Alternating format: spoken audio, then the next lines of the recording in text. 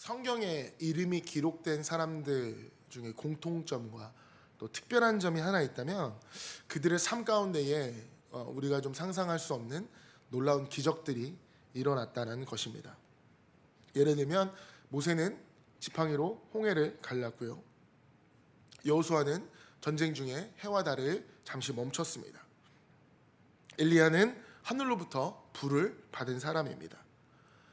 물론 이 모든 일은 하나님께서 하신 일입니다. 이와 같이 하나님으로부터 오는 이 표적들을 통하여서 하나님께서 내가 그 사람을 친히 세웠다, 내가 그 사람과 함께 한다는 것을 입증하신 일들이었습니다. 오늘 본문에 나오는 이 바리새인들이 예수님께 구하고 있는 표적이 바로 이렇게 하늘로부터 오는 표적이었습니다. 예수 당신이 정말 하나님께서 보내신 분이 맞다면 우리에게 그 표적을 보여달라라고 이야기를 하고 있는 거죠. 예수님께서 표적을 지금까지 한 번도 보여주지 않으셨을까요? 이미 당신께서 메시아임을 충분히 드러내시는 표적을 많이 보여주셨습니다. 병든 자를 고치셨고, 귀신을 내쫓으셨고, 죽은 자를 살리셨고, 그리고 예수님께서 하나님으로부터 보내심을 받은 사람인데 이것 말고 어떻게 더 확실한 표적을 보여준다는 말입니까? 게다가 이 모든 예언이 700년 전에 이사야 선지자가 이야기했던 것입니다. 메시아가 오면 이러이러한 기적을 너희에게 보여줄 것이다. 그리고 예수님께서는 그 예언의 표적들을 하나하나 성취해 가셨습니다. 예수님은 이러한 기적들을 통하여서 예수님께서 메시아이고 하나님께서 보내신 분이라는 것을 충분히 드러내셨습니다. 그럼에도 불구하고 바리새인들은 예수님을 인정하지 않았던 것입니다. 눈앞에서 베푸신 기적들조차 무시해버리고 예수님께 계속 하늘로부터 오는 표적을 보여달라라고 이야기를 하고 있다는 것이죠. 눈은 보고 있지만 눈이 먼 사람, 귀는 들리지만 들리지 않는 영적인 소경과 같은 사람들이었습니다. 그리고 또한 오늘 본문의 바로 앞 사건이 뭐냐면 칠병이어의 기적입니다. 4,000명을 먹이신 사건이거든요. 예수님께서 그러한 표적을 행하신 후에 제자들과 함께 배를 타셨습니다.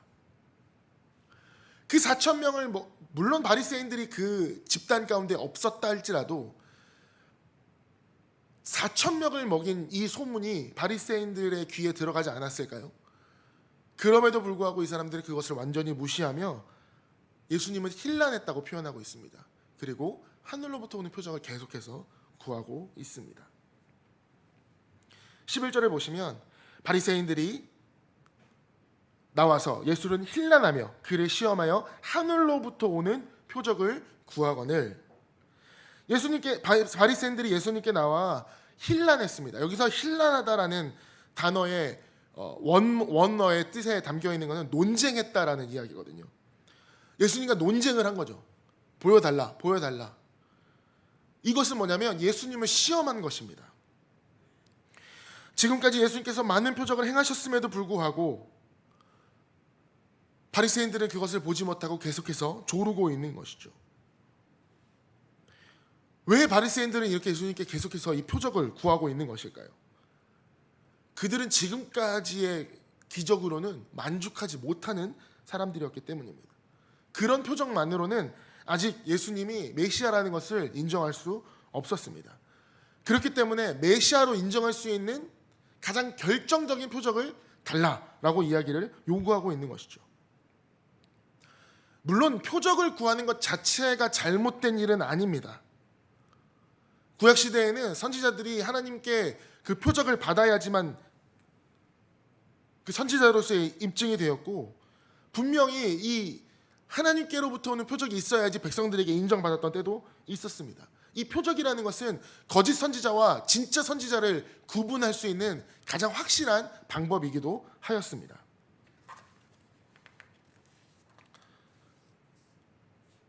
열왕기하 20장 8절에서 11절을 보면 그 표적의 예로 그림자가 뒤로 물러가죠.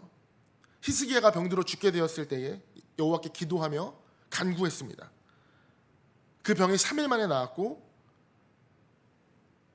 그것의 징조로 그림자가 뒤로 물러났고 히스기야는 15년이라는 세월을 더 살게 되었습니다. 그런데 이러한 표적이 일어났다고 해서 우리가 그것을 모두 다 믿어서는 안 될 것입니다. 신명기 13장에 너희 중에 선지자나 꿈꾸는 자가 일어나서 이적과 기사를 내게 보이고 내게 말하기를 내가 본래 알지 못하던 다른 신들을 우리가 쫓아 섬기자 하며 이적과 기사가 그 말대로 이룰지라도 너는 그 선지자나 꿈꾸는 자의 말을 청종하지 말라. 이는 너희 하나님 여호와께서 너희가 마음을 다하고 성품을 다하고 너희 하나님 여호와를 사랑하는 여부를 알려하사 너희를 시험하려 하심이라. 모든 표적들이 너희가 다 받아들이지 않아도 된다. 현혹될 필요 없다. 그 표적이 하나님이 아닌 다른 신을 섬기자라고 하는 현혹되어지는 기적이라면 너희가 따라갈 필요가 없다라고 말씀하고 있는 것입니다. 바리새인들이 지금 예수께 나와서 표적을 요구하는 것은 지금까지 발생한 그 모든 표적에도 불구하고 예수님의 진정성을 그들은 신뢰할 수 없었기 때문입니다. 이런 예수님의 모습을 보고 신학적으로 그들의 마음의 안식을 얻을 수가 없었기 때문이죠. 그래서 그들은 더 확실한 방법을 예수님께 요구하고 있는 것입니다. 이러한 표적을 요구하는 바리새인들의 의도가 무엇일까요? 예수님을 시험하고자 하심이었습니다. 객관적인 시험, 이 사람이 이 테스트를 통과하면 우리가 인정받게 하는 그 어떠한 객관적인 시험이 아니라 약점을 가리키기 위한 신란, 약점을 잡기 위한 시험인 거죠. 마가복음에서 저자가 그러한 단어를 사용한다는 것은 12장에도 보면 분명하게 나타납니다. 그들의 예수의 말씀을 책잡으려 하여 바리새인과 헤롯당 중에서 사람을 보내며 와서 이르되 선생님이여 우리가 아노니 당신은 참되시고 아무도 거리끼는 일이 없으시니 이는 사람을 외모로 보지 않고 오직 진리로서 하나님의 도를 가르치심이이다. 되게 인정하는 것 같죠? 하지만 계속 보면 가이사에게 세금을 바치는 것이 옳으니까 옳지 아니하니까 굉장히 유명한 시험의 말씀입니다. 15절 그리고 15절에 대놓고 얘기하자. 예수님께서 그들의 마음을 보시고 이렇게 얘기하시죠. 예수께서 그 외식함을 하시고 이르시되 어찌하여 나를 시험하느냐. 여기 나와 있는 시험과 오늘 바리새인들이 예수님께 하는 힐란의 그 시험과 같은 뜻입니다.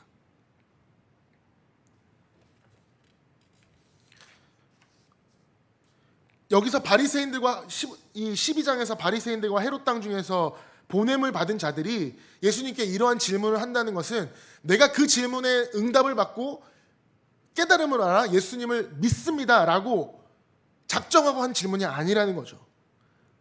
뭐냐면 책잡기 위한 질문입니다. 그 어느 쪽을 대답한들 인간적인 대답으로는 이 대답은 예수님이 책잡힐 수밖에 없는 대답이죠. 예수님을 덫에 걸리게 하는 시험이었습니다. 오늘 본문도 마찬가지입니다. 바리새인들이 예수님께 그 표적을 구하는 건 이미 그들은 예수님께서 어떠한 표적을 보여준다 할지라도 믿지 않기로 작정하고 구한 것입니다. 뿐만 아니라 다른 사람들로 하여금 믿었던 사람들도 예수님을 의심하게끔 하는 그 마음을 가지고 표적을 구하고 있는 것입니다. 예수님께서 어떠한 표적을 주셔도 이들은 믿지 않았을 것입니다. 마가복음 3장에서 서기관들이 예수님께서 귀신을 쫓아내는 것을 보고도 그들은 귀신의 왕의 힘을 빌어서 귀신을 쫓아낸다라고 비난했던 사람들입니다. 예수님을 시험하는 이 바리새인들도 예수님이 어떠한 시험을 한다면 또 사단의 힘을 빌릴 것이다, 귀신의 힘을 빌렸을 것이다 라고 비난했을 것입니다. 그렇게 해석하고 퍼뜨렸겠죠. 그리고 만약 예수님께서 표적을 행하지 아니하신다면 표적을 행하지 아니하는 것을 빌미로 예수님을 가짜 선지자라고 깎아내렸을 것입니다. 여러분 곰곰이 한번 생각을 해봅시다.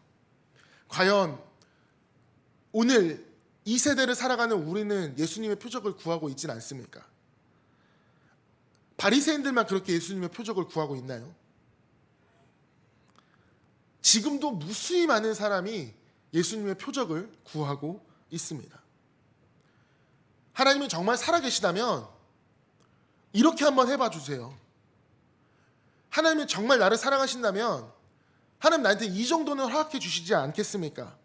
라고 자기 나름대로 요구하면서 하나님의 전지전능함을 스스로 단정짓고 있습니다. 그리고 그것이 이루어지지 않는다면 거봐, 하나님 살아계시지 않을지도 몰라 라는 의심을 우리 마음속에 품곤 하죠. 때로는 아니야, 하나님 살아계시지 않아 라고 단정할 때도 있을 것입니다. 이러한 사람들은 내 눈에 하나님이 살아계신다는 것을 보여주면 내가 믿겠다 라고 이야기를 하는 사람들이지만, 성경에 보면 이미 하나님이 살아계심을 이렇게 증거하고 있음에도 불구하고 눈앞에서도 믿지 못하는 사람들이 얼마나 많습니까? 로마서 1장 20절에 보면 세상이 창조된 이래로 하나님의 존재를 하나님께서 창조하신 만물로 하여금 우리가 분명히 보고 알 수 있기 때문에 그 누구도 하나님이 안 계시다는 핑계를 대지 못할 것이다 라고 이야기 분명히 기록이 되어 있습니다. 하나님께서 이 세상을 창조하신 그것이 하나님이 살아계신 증거, 가장 큰 증거인데 우리가 어찌하여 눈으로 보여주면 믿겠다라고 여전히 이야기를 하고 있다라는 것입니까? 거짓말이죠.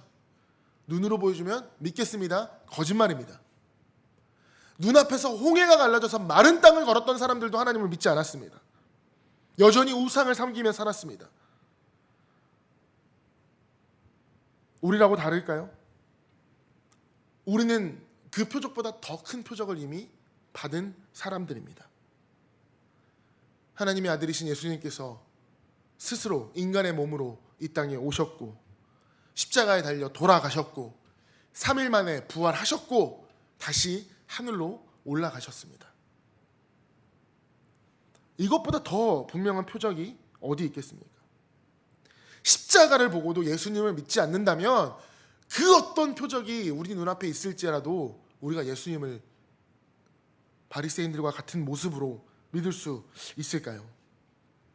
누가복음 16장에 보면 부자와 나사로 이야기가 등장합니다. 나사로는 죽어서 천국에서 아브라함 품에 안겨있고 부자는 지옥불에 떨어지게 되죠. 부자가 아무리 지옥을 떠나서 천국에 가려고 해도 갈 수가 없습니다. 너무나 고통스러운 나머지 이 나사로에게 간구하죠. 정말 빌죠. 한 모금의 물도 아니고 손끝으로 물만 한번 찍어서 내 혓바닥에 한 방울만 떨어뜨려 달라. 그러면 내가 살겠다. 그렇게 간구합니다.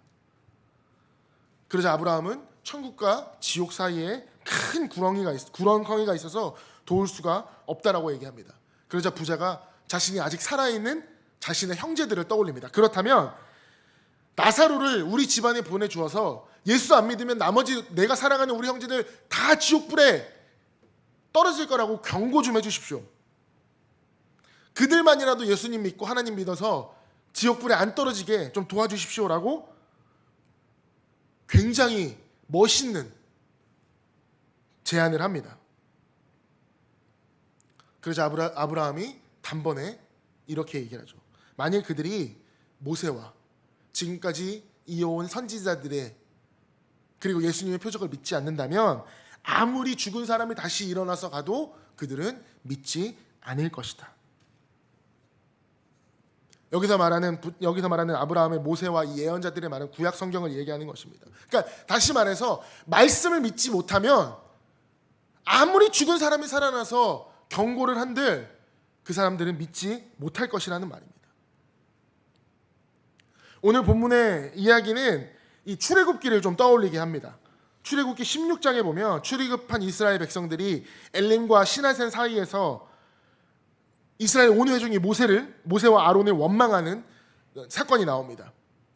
우리가 애굽 땅에 있었을 때는 그래도 노예 신분이지만 고기나 물이나 떡이나 이런 것들을 배불리 먹을 수 있었는데 왜 굳이 여기까지 광야까지 나와서 우리를 굶어 죽게 하느냐? 정말 우리를 인도하여 낸 그 여호와가 우리를 여기서 굶어 죽게 하는 그 여호와 맞냐? 그러자 여호와께서 모세에게 이렇게 얘기를 하시죠. 내가 너희를 위하여 하늘에서 양식을 비같이 내리리니 백성이 나가서 일용할 것을 날마다 거두릴 것이다. 그들이 나의 율법을 준행하기는 하나, 죄송합니다. 나의 율법을 준행하나 아니하나 내가 시험하리라. 17장에 보면 르비딤 장막을 쳤을 때에 마실 물이 없다고 또 모세에게 원망하는 백성들을 보게 되고, 백성들은 또 한 번 하나님을 시험합니다. 굶어 죽게 생겼을 때 양식을 비처럼 내주셨고, 마실 물이 없을 때 바위 틈에서 물이 솟게 하시는 하나님의 기적을 본 사람들입니다. 이 이스라엘의 표적을 구한 목적이 무엇이었습니까? 모세가 진짜 하나님의 택함을 받은 선지자인지 아닌지를, 그리고 그것이 조금이라도 어긋남이 있다면 모세의 권위를 끌어내리기 위한 백성들의 시험이었습니다. 오늘 마가복음의 저자는 이 표적의 이야기를 하면서 칠병이어 뒤에 행하신 예수님의 표적을 이야기를 하면서 출애굽 사건을 우리에게 연상시키고 있습니다. 이스라엘 백성들이 하나님의 그리고 모세의 권위를 끌어내리려고 했던 것처럼 바리새인들도 지금 이 표적을 통하여서 예수님의 권위를 끌어내리려고 하고 있기 때문입니다. 오늘 본문에 보시면 바리새인들이 요구한 표적이 바로 하늘로부터 오는 표적이었습니다. 이 사실 하늘로부터 오는 표적이라는 이 말은 군사 용어입니다. 수적인 열세, 그러니까 전력의 열세에도 불구하고 하나님의 도우심으로 전쟁에서 승리하는 것을 가리켜서 하늘로부터 오는 표적이라고 이야기를 하고 있죠. 바리새인들은 예수님을 그들의 영혼을 구원한 메시아가 아니라 군사적인 메시아로서의 예수님의 모습을 또한 요구하고 있는 것입니다. 바리새인들이 하는 예수님 메시아면 이방의 질그릇을 깸과 같이 이 세대를 엎어주시고 우리를 새롭게 하여 주시옵소서. 그들은 군사적인 메시아관을 가지고 있었습니다. 군사적으로서의 표적을 행하지 않으시면 자신들의 기준에 입각하지 않았던 것입니다. 바리새인들이 예수께 해를 가할 의도로 이 군사적인 표적을 요구하는 것은 대부분의 그 유대인들이 바리새인들처럼 예수님을 군사적인 그 메시아로 생각하고 있다는 것을 우리에게 알려줍니다. 제자들 또한 마찬가지였죠. 이 땅에 오셔서 정말 영웅처럼 오셔서 이 로마의 압제에서 바닥이 위가 되고 위에 있는 사람들이 끌어내려서 그런 어떤 영웅적인 메시아를 바랬는데 예수님께서 나 십자가에 죽을 거야, 달려 죽을 거야 라고 얘기하니 베드로가 화를 내죠. 베드로가 예수님을 책망하죠. 왜 그러시냐고. 그랬더니 예수님 베드로한테 뭐라고 하시냐면 사단아 물러가라라고 하십니다. 사도행전 1장에 보면 예수님이 부활하시고 승천하시기 전에 모였을 때에 예수님께 또 묻습니다. 예수님 이제 죽으셨다가 3일 만에 부활하셨으니까 이제 이스라엘 회복이 지금입니까? 이때입니까? 여전히 그들은 예수님이 부활하셨음에도 불구하고 여전히 그들은 군사적인 메시아로서의 모습을 생각하고 있었다라는 거죠. 이 사람들이 군사적인 메시아관을 가지고 있지 않았다면 굳이 예수님께 그런 표적을 요구하지 않았을 것입니다. 오늘 예수님이 그렇게 표적을 구하는 사람들에게 뭐라고 얘기하십니까? 12절 13절입니다. 예수께서 마음속으로 깊이 탄식하며 이르시되 어찌하여 이 세대가 표적을 구하느냐. 내가 진실로 너희에게 이르노니 이 세대에 표적을 주지 아니하리라 하시고 그들을 떠나 다시 배에 올라 건너편으로 가시니라. 마음 깊이 탄식하셨습니다. 마음 깊이. 어찌하여 너희가 표적을 구하느냐. 내가 너희에게 표적을 주지 않을 것이다. 이건 무슨 말씀이에요? 너희들이 원하는 표적을 주지 않을 것이다. 너희들이 원하는 이 세상이 뒤집어지는 그런 표적 행하려고 온 사람이 아니다라는 말씀인 거죠. 예수님은 이미 귀신을 쫓아버리시고 병자들을 고치시고 오병이어 칠병이어의 기적을 보여주신 분인데 여전히 바리새인들이 이야기하는 이 군사적인 표적은 보여주지 아니하셨습니다. 그럴 능력이 없으셔서가 아니라 예수님은 그러려고 오신 분이 아니기 때문입니다. 마가복음 1장에 예수님은 고난받으러 온 종이라고 표현을 하신 분입니다. 군사적인 표적을 구하는 이 바리새인들에게 예수님은 2세대라고 부르셨습니다. 2세대. 너희는 2세대를 본받지 말고, 우리도 굉장히 많이 들어본 말이죠. 똑같은 단어입니다. 이 단어 굉장히 부정적인 아이온이라는 단어입니다. 악하고 음란한 세대라는 뜻이죠. 너희들이 말하는 그 자체가 벌써 타락하고 부패한 생각을 갖게 한다는 것입니다. 그리스도를 믿지 않는 그 음란한 태도, 하나님을 거부하고 배척하고 그런 상태에 있는 것들을 의미하고 있습니다. 예수님께 표적을 말한다는 것은 하나님을 향한 불신앙이며 이러한 세대는 우리가 믿음이 없습니다라고 스스로 밝히는 꼴입니다. 군사적인 표적은 보여주지 아니하십니다. 마치 광야에서 많은 표적을 보고도 하나님을 시험한 그 이스라엘 백성들 세대가 약속의 땅을 보지 못한 것과 마찬가지인 거죠. 신명기 1장에 이 악한 사람 중에 내가 너에게 줄 맹세한 좋을 땅을 줄 자가 하나도 없느니라. 민수기 14장에 또 보면 진실로 내가 살아있는 것과 여호와의 영광이 온 세계에 충만할 것을 두고 맹세하노니 내 영광과 애국과 광야에서 행한 내 이적을 보고도 10번이나 나를 시험하고 내 목소리에 청종하지 아니한 그 사람들은 내가 그들의 조상에게 맹세한 땅을 결단코 보지 못할 것이요. 실제로 광야 1세대들은 애굽 출애굽 1세대들은 가나안에 들어가지 못했습니다. 이미 하나님께서는 우리에게 수많은 표적을 보여주셨습니다. 십자가에 달려 돌아가신 예수님께서 가장 큰 표적이 되시고 우리로 하여금 그것들을 말씀 가운데 깨닫게 하시고 예수님을 바라보면서 하나님을 바라보게 하시고 하나님을 깨닫고 하나님의 살아계심을 느낄 수 있게 하셨습니다. 여전히 우리가 바리새인들과 같은 그런 표적을 쫓는 사람이라면 하나님 내게 다시 한 번만 나타나 주십시오. 그러면 내가 평생 의심하지 않고 잘 믿겠습니다 라고 여전히 우리가 이야기하고 있다면 그 사람은 하나님이 나타나셔도 믿지 못할 사람입니다. 사랑하는 여러분, 저 문 열고 지금 예수님 들어오신다면 우리가 믿을 수 있을까요?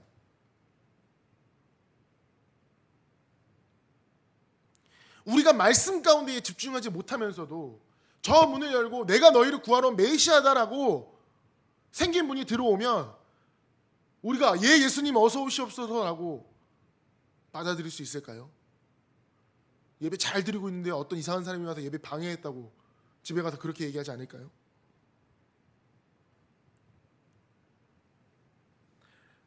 하나님께서 은혜를 주셔도 우리는 시간이 지나면 또 의심할 뿐입니다.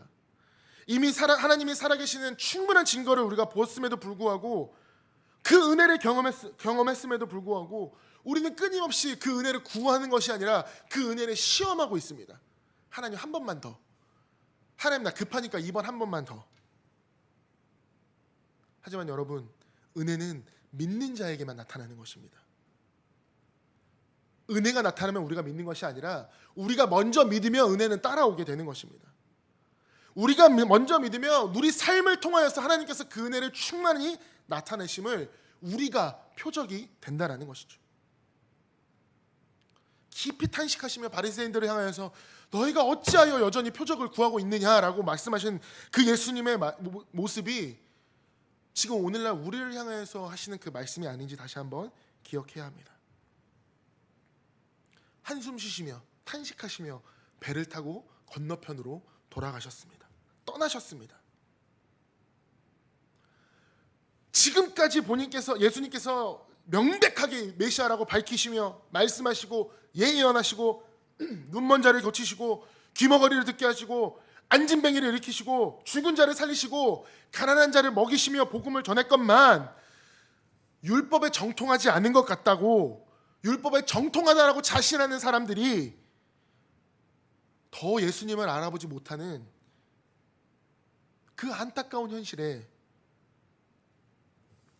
예수님께서는 하늘로부터 보는 표적을 구하는 바리새인들을 떠나셨습니다. 다시 한번 말씀드리지만 그들은 예수님께 진짜 믿기 위한 표적이 아니라 깎아내리기 위한, 하나님으로부터 보내심을 받은 자가 아니라 사기꾼이라는 것을 증명하기 위한 표적을 시험하기 있기 때문입니다.